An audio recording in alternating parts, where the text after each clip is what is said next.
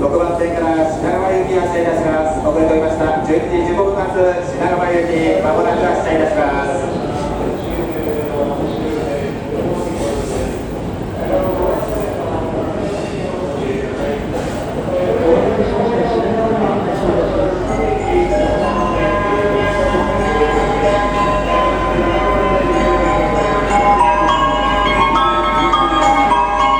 6番線から品川行きが発車いたします。東京新橋停車品川行きでございます。常磐線の電車ではございませんのでご注意ください。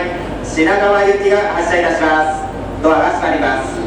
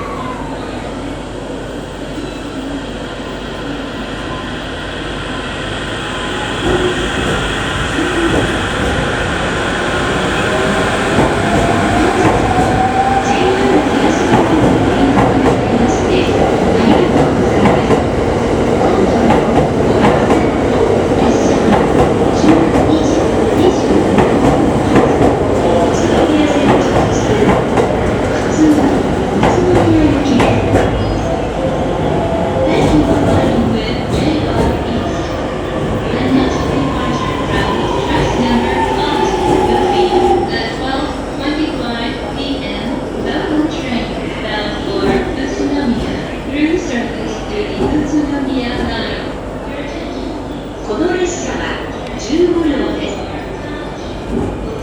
グリーン車がついております。